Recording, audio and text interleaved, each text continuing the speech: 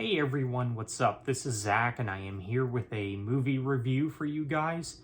So this time I'll be reviewing a movie that celebrates its 20th anniversary this year in 2026, and that movie is Night at the Museum, which released in 2006, and this stars Ben Stiller, Robin Williams, and some others. Now, I think at some point I will review the two sequels, the live action sequels. I've heard that there's a fourth one, which I had no idea about, but apparently it's animation, it's not even live action, so I'm just going to pass up on that one. For those wondering, for, the purists out there, I probably won't be including that for the review of these movies, the review of the Night at the Museum movies. But for right now, we are just going to talk about the first movie, the first Night at the Museum movie from 2006. Now, believe it or not, this is a movie that I do remember seeing in theaters twice around when it came out, and I really enjoyed this movie back in the day, around when it first came out.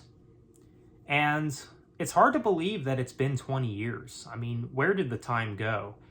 So this movie definitely has a very interesting concept, and the premise of this movie is very interesting. I've always been very intrigued by the story of this movie, and I think it has a good plot overall. So the plot of this movie is Ben Stiller's character, Larry, gets a job at the Museum of Natural History as a night guard. So he gets hired by these retired guards that were there before him. Of course, come to find out they were up to no good.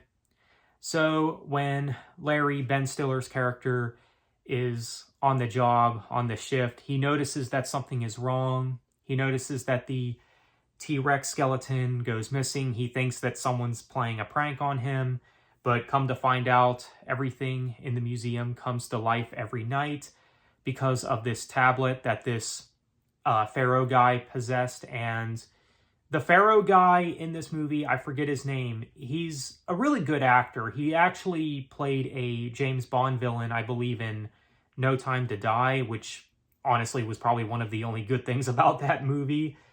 No Time to Die, I think, is one of the worst James Bond movies, to be honest, but I do think that he did a good job in that movie, the guy who played the bad guy, and he did a good job in this. And so, of course, Robin Williams' character, who is Theodore Roosevelt, he basically tells him that he needs to keep everyone inside the museum, especially when it's night, and when it is daylight, if they go outside, they will turn to dust. And Ben Stiller's job is basically to keep everyone inside. And then the guards going on retirement, they set up Ben Stiller's character, and it all leads to a showdown at the end.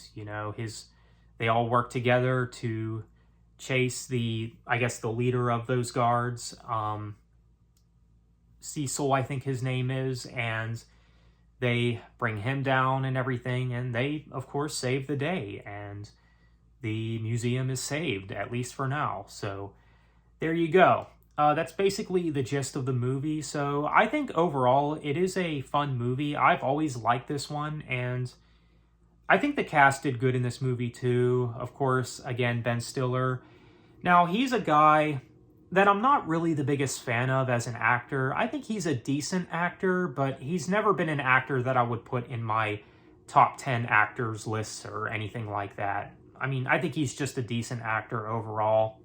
Now, I know more recently he said some stupid stuff involving politics and all that, but I think that just might be him trying to stay relevant or something, like trying to be all hip and cool with this generation or whatever. Who knows what the deal is with that, but I think as an actor, he's just decent. I mean, I think that these movies, I think, are probably my favorite thing that he's in, these 3 Night at the Museum movies.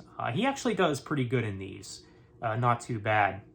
Robin Williams, may he rest in peace, of course. He did good in this. He's definitely one of the highlights of this movie.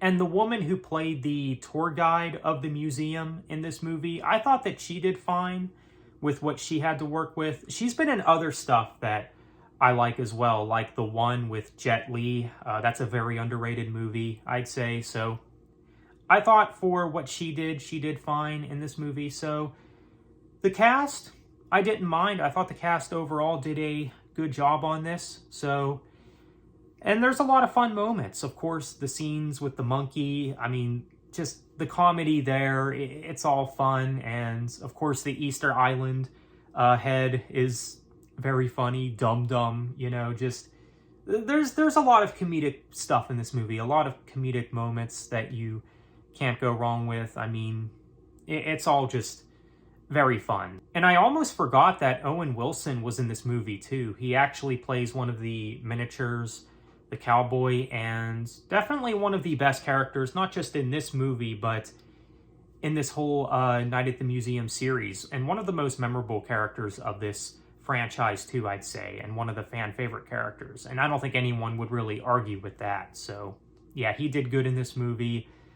But yeah, I think it's a solid movie, a fun movie for sure. It is a family-friendly movie.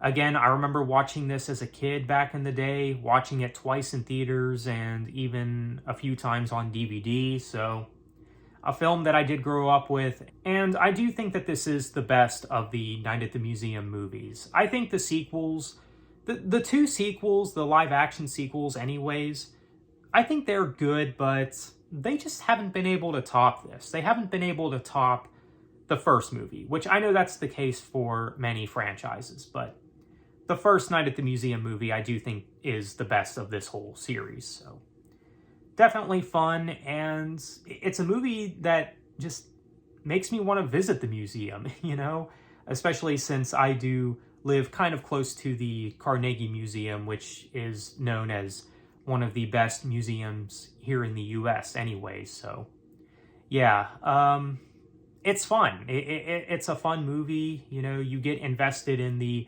historical characters, and you know, you kind of learn a little bit about them and everything. It's all fun. It's a very fun and just entertaining movie, and yeah, I've always liked it. Never had any issues with it. So if I were to give this movie a rating or a score, I would have to give this movie probably either an 8.5 or a 9 out of 10.